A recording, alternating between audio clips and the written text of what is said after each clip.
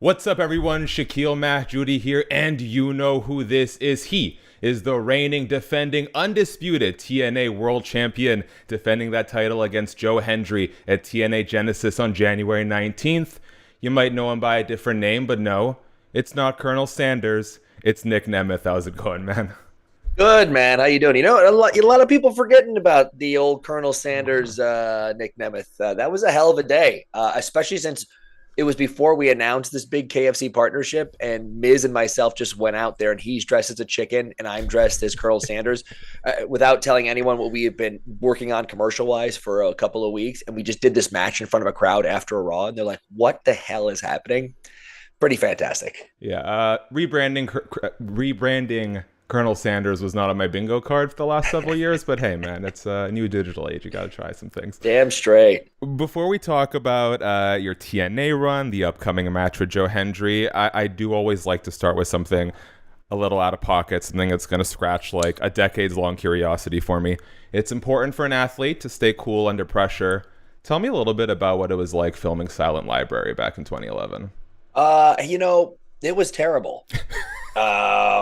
Because a lot of times in those days, if you're not the Randy Orton or the Stone Cold guy on the show, you would go to do things, and for the most part, it's fun, and you get to do these extra pieces. But to my knowledge, people who actually watched the show before I went and did it said that normally, oh, that's so cool that you're doing Silent Library, because they usually have celebrities on or people that from sports, and we watch them and they like help the pranks, or they like come up with the pranks, or they're involved in pranking some fans or students or people who are playing the game. We were told that as we went there, and then we went there and we became the people being tortured. We didn't know that ahead of time. So there is some gruesome stuff. I took tennis balls on elastic, stretched out industrial rubber bands to the crotch from everybody that in the game. And I was black and blue for about 2.5 weeks afterwards. I went down hard. Other people were like chugging fish water. Like, it was absolutely disgusting. And we weren't trying to make it, like, we're not trying to go on Fear Factor and get famous. We were there to we thought we were going to help on some pranks. And like, we were absolutely tortured. It was absolutely terrible. I was going to say, it sounds like you might have had a rougher time than your colleagues, the Hardys, did when they did Fear Factor back in the day. One would assume one way or another. And then I was like, and then I think we gave like the prize money to a charity, which is great. But we're like, what did we just come here to do? Like, we didn't help anybody. We didn't like high five some fans. Like, we got tortured in a funny way. But man, it was some rough stuff. I am so excited for this rematch with Joe Hendry. I just think it's a very cool sort of celebration of where TNA is heading into 2025. We have Nic Nemeth bringing a lifetime of experience and a wealth of knowledge and, you know, a new chapter in his career. And then you have Joe, someone who really transcended in 2024 what it means to be a TNA wrestler. Tell me a little bit about what you think Joe Hendry's ceiling is. Like, how far can he take this? It depends, because and it's going to come off as a little gruff at first, but it's like, I've said this line before. I've seen a million of you come and a million of you go. And you've seen that. You see, like, the people that everyone's talking about, the people that are getting the opportunities that you think you should. And then there's people that make a name for themselves on their own, much like Zack Ryder in the 2009, 2010 YouTube days.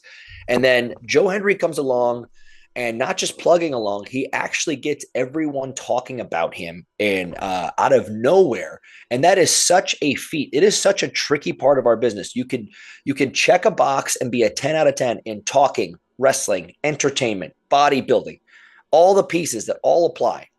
And still, it won't be this. You sometimes don't have that natural, organic chemistry with the crowd that changes everything. And someone like it's very reminiscent of Zack Ryder in that 2009, 2010 days, when we know him, and then you have entire arenas chanting his name almost overnight.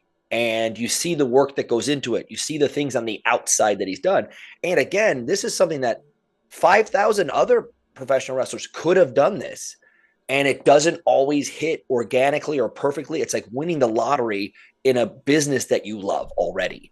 And he's got that. He's got that organic chemistry with the fans. He's got the songs. He's got the clicks. He's got everyone talking about him. Now, when it comes down to it, when I think in the ring, I feel like as every professional wrestler should, think they're the best, or at least they're constantly trying to be the best. So if you want to compare skills and psychology and stamina and backing it up in the ring, I don't think anyone touches me. So that's not like saying anything negative about Joe. I think that guy has something extra special about him, clearly, to get the hardest part of our business, an organic crowd reaction that is coming for you because of something you did. It's unheard of. And it's beautiful to watch it happen. But also, I would be doing a disservice to the TNA fans and myself by going, wow, that was cool that everyone's cheering for you. I guess you should just pin me for the world title. Like, that's not how that goes. So it would be weird for me to be like, I keep saying, like, I'm rooting for him. I hope he does well. He's a good kid. He's doing great. I don't think that all of a sudden I should be bad at wrestling now because he has this momentum behind him. But here's another piece. He's had the shot at the title. It didn't work out. Some people go their whole career without a shot at the world title. Some people get one. He realizes he's got at least a second shot here. So this changes everything. This would make me mentally stop thinking about making videos and doing fun things and going, hey, I got the crowd with me. What I owe to them is to be an 11 out of 10 in this ring when it comes to trying to choke me out, tap me out, pin me, whether it takes 2 seconds or 2 hours. And my entire life is based on that aspect of this going, no one's going to outdo me here. I'm never going to be tired. No one's going to choke me out. No one's going to tap me out. No one's going to pin me. And I won't let them. So now I know what he has. This might be it for him. So I know that he can find a way to take that to another level and come for this championship. And I know he is. And I've seen in his eyes. I'm rooting for him. But we get in that ring across from each other, he is going to see. He's going to see something that he's never seen just in my eyes before we even lock up or throw a punch or take a kick, anything. He's going to see like, oh, this is what it's like to be a true main eventer, and then see if he's got it. And if he can go, more power to him. I do not plan on losing at any point, no matter how much people are cheering for someone. You have mentioned that what's ultimately most important to you is when you retire, money, money, yes, money aside, because I know we're stacking up in the bank a little bit here. You want to leave an impression. Sorry, you want to leave the pro wrestling business better than when you found it. I am curious. When you look internally, like, where is that rooted? Why, you're on the media cycles. Thank you for your time today. You've really made an effort to grow alongside TNA in this new sort of chapter of your career. When you really look inwards, like, why is it so important for you to leave this industry better than how you found it? I think it's that chip on my shoulder I had in high school when I went to St. Edward High School, and 2 of the 4 years I was there, they weren't just state champs, they were national champions. Absolute powerhouse, 70s, 80s, all the way through now. And I was like, what's your goal? Be a state champ. I can't even start. I'm backup or third string. And I go, so you got to moderate that. I go, well, I can't be state champ this year. What can I do? I want the guy I'm fighting against to be that much better when he goes to represent us, because he's a senior and I'm a junior and I'm not going to make the team this year. And I go, and I want to make it. And I have this chip on my shoulder that says, one, I want to be the best, and I won't take it like, hey, I'm not starting this year. You know what? Next year I am. And if I don't, it's on me.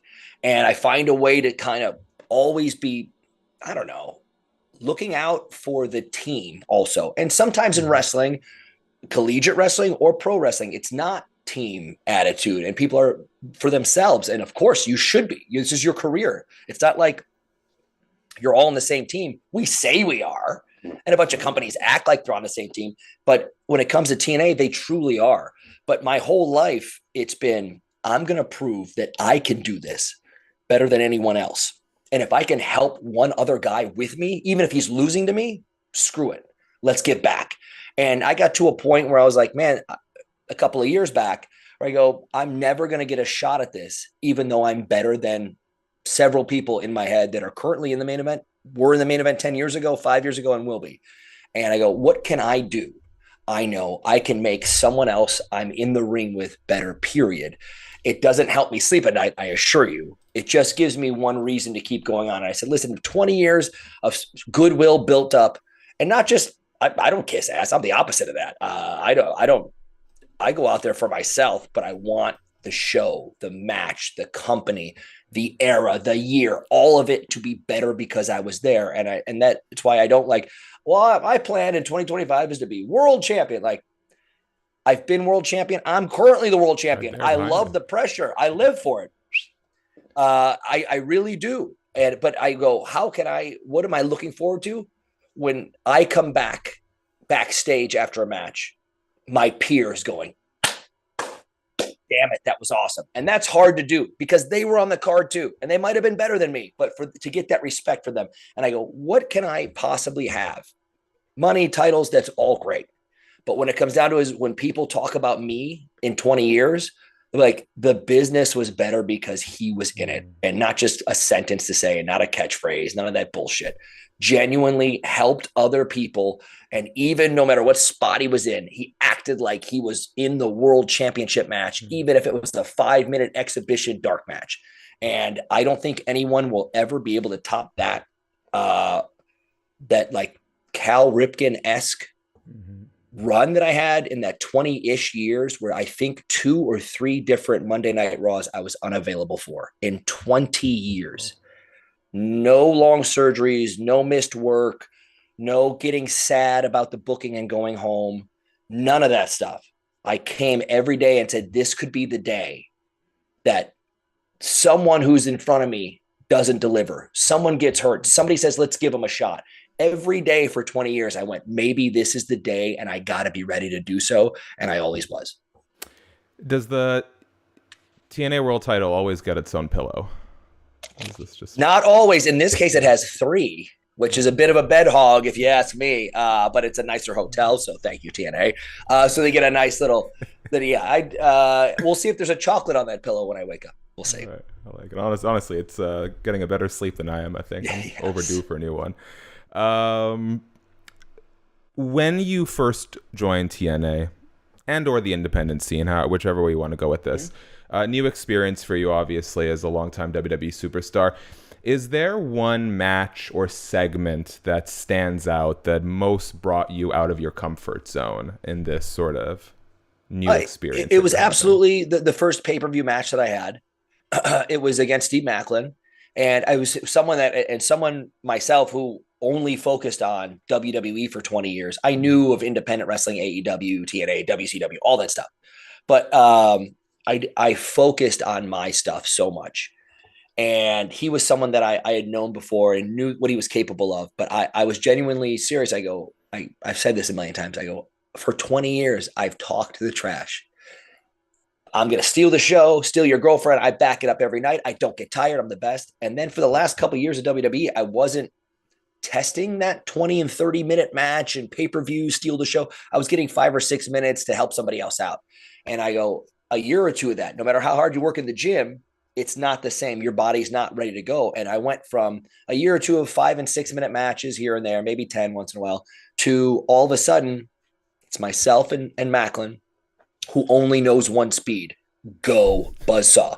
And I go, I'm going to find out right now if I lost a step, if I don't have my breathing and stamina from high school and college, it finally went away.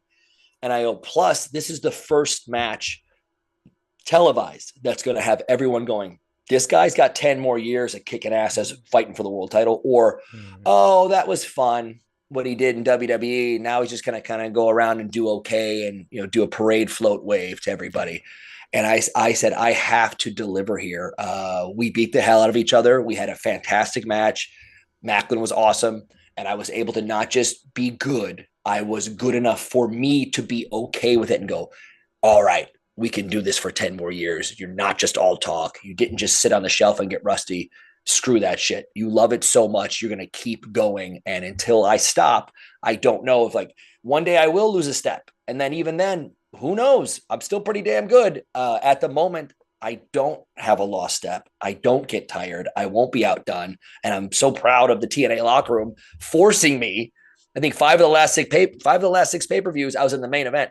And I had to watch that show going, holy shit, I hope I can follow this. I hope everyone doesn't go, well, the show was great and the main event just couldn't follow it. And I go, now I had genuine pressure instead of just talking the trash that I used to and going and do it. I go, here's your chance to back it up. Are we going to sell this pay-per-view out? Are we going to have everyone talking about it? Are we going to have everyone going, TNA is the place to be? Every match on the card outdid the next. Can I follow that? And I believe we have so far. And I say me, but it's whoever I'm also in the ring with. And all the title fights have been an absolute blast, a challenge for me to prove that I can actually do what I say I do. And I don't know anyone that will ever have this continuous 20-ish plus career without weeks off. I missed all the weddings. I missed all the vacations. I missed all the fun stuff because I didn't want to miss a day of work and doing my job awesome. As we begin to wrap up here, Nick, I'd love to do just some retrospective stuff. First, I always put out a fan Q&A, and this was one of the most upvoted ones. What's the story behind bringing back the pink trunks for NXT Stand and Deliver 2022? I wanted to do something different. I was so stagnant. Like I got to a point where if I wore my shorts, everyone goes, oh, you're a Billy Gunn ripoff because I do one of his moves. Okay, I got blonde hair. Got it. He's 7 foot tall and jacked as a monster, and I'm in shape like a yoga instructor. And then I went, all right, you know what? I go, you know what? I don't like what I'm doing the last couple of years. I'm switching to pants, and I'm dressing up like Vince Neil and David Lee Roth, and I'm going to do old school 80s hair metal rocker stuff. And I don't care what I'm doing creatively. I'm just going to look good doing it. And instantly I was told I was a Shawn Michaels ripoff because I'm wearing pants with logo on them. And I went, okay, I guess I do a super kick, but okay. All right, fine. And I just got to a point where I go, okay, I've done pants for 8 years now. What can I do to make it different for NXT? And it's not just cosmetic stuff. Because I was like, oh, grow a beard. I'm going to try and do something different that I just don't look. When I look at the last 20 years of pictures, it's the same me with different trunks on. So I go, I'll go old school pink trunks, wear my old school St. Ed's hoodie with the sleeves cut off, St. Ed's wrestling hoodie that I used to wear. And I'll grow a beard. I'll put the trunks on one last time, and I'll switch to some boxing boots and make it count. And I go, I'm going to do a little old school wrestling, high school and college, and something different. And let's see where we go with it. And it ended up being, it was supposed to be 3 weeks or 4 weeks in NXT. It ended up being 6 or 8 weeks and a fun program and becoming champion. So another fun time of just trying to be a little bit different, because it's really easy to just focus on your work and not realize that you're not like putting out different outfits or ideas or just a character change. And even, again, a beard and trunks don't make a character different. But if you actually go out of your way to change cosmetically and the way you work just to see how you could do it or to modify it to NXT, I really felt like that was the best way to go and have it stand out a little bit. One of my all-time favorite bloopers, and you were there. You weren't involved, but you were there. So I'd love to get your take on it. Wow, a blooper? What is your memory of one Biggie Langston accidentally thwacking AJ Lee in the face during your walkout? Oh, yeah, he catches her pretty good. And I'm always in bad guy over the top sell mode. So I toned it down a little bit, but she played it off like a cool character right down the line. And also I barely remember it, but people will send me the gif of it all the time. And it's like, he's a big boy, man. And he's doing one of these little crack that could take somebody's head off. So it is great every once in a while for someone who usually tries to make everything over the top and bigger to like tone it down and pretend that nobody saw it until it became a gif. I want to run you through some rapid fire on the way out here. So first, you are credited as, among many other sort of premier elements of your wrestling game, one of the, if not the best seller in pro wrestling. But what's one horrible sell that you've done in your career that stands out? It's a great question. Let's see. This might not even count. It was a live event, and I was constantly being told by veterans that I'm giving too much to everyone, and to not be so explosive when I take someone's finisher or a move, because it's not doing myself a service. It's helping somebody else out. And I go, so I actively tried to not take a tackle as good as I could. And it was like hesitated and fell. And I go, this is already wrong. I can't do this. And then somebody, their finisher, I want to say it was like Kofi's, because I've taken 500 of his Kofi kick finish. And I think he did like the kick, and I just kind of like half was like, oh, and fell down. I got hit, and I go, I'm so embarrassed that I had to stop myself from going, whack, like this. I got knocked out in an MMA fight, and because so many veterans pulled me aside, and not veterans who were currently like old school Hall of Fame guys going, you have to do this. And I tried it, and I just couldn't do it. And a couple different times, those kind of guys would be like, you got to be more selfish and take more stuff. Take more of the match for yourself. And then I would have my boss who pays me going, do exactly like you're doing, because I need you to help this guy out. And I would try and explain that to the old timers. But I go, hey man, my boss doesn't want me doing that. And sometimes you can go above, like, hey, if you feel like in your head, I go, I got something special here, I can make it better. And you fight with the boss and it's not going away, you go, screw it. Most of the time you listen, once in a while you just feel it and go do it. And a lot of times when it comes to a promo, it can help and it can work. But when it comes to your work, be better than everybody else, and don't worry about that, and don't apologize, and don't listen to shit.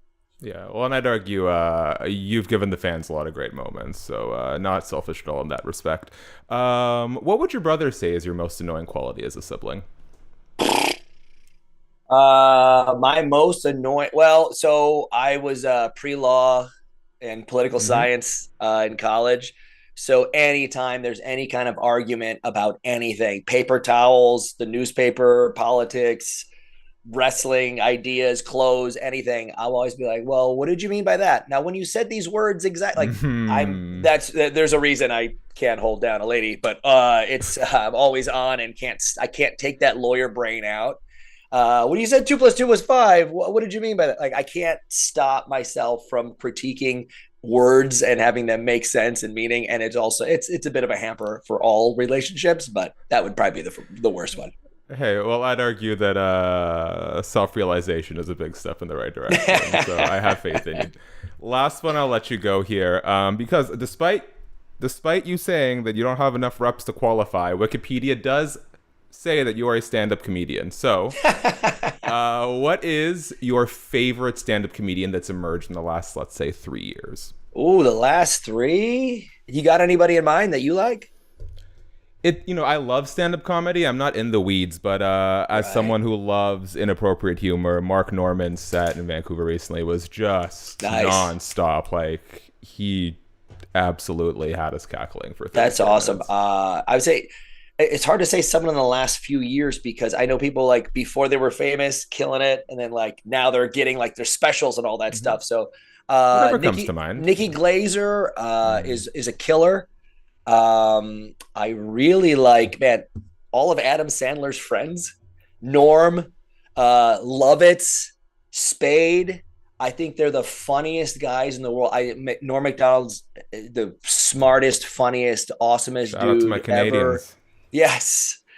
I won't even hold that against you guys. I'm gonna let that one slide a little bit, but that whole group of guys, I think you have that emotional attachment. I grew up watching them on Saturday Night Live, and I was a kid and growing up. But man, as I become like wrestling with comedy, I'm analyzing jokes and the story of a set and how you go here and how you make the words different. And just Spade, the way he just adds sound effects in like so seamlessly into a great story, into an impression, into a funny joke. And it's like, I love that, how they do all that stuff. I was very fortunate to hang out with Norm Macdonald a couple of years ago, just for like an hour and just joking and screwing around. And like, he's the smartest, funniest guy in the entire world. And that hour I wouldn't trade for anything in the world. I've been so lucky.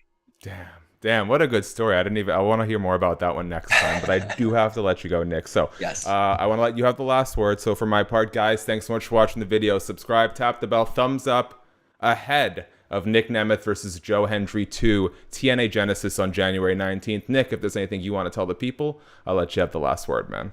If you're not sure about checking out TNA, just give it a shot. I'm telling you, man, TNA Plus app, you go to YouTube, You watch us on Access TV, check out an episode of Impact leading up to these matches. The stories are there. The people behind the scenes work so hard. The production crew, we make things look like movies, and the matches and stories are off the charts. Genesis is just the beginning of 2025, and we have a very ambitious year to fill up some seats. So I promise you, we're going to be stealing the show from everybody else this year.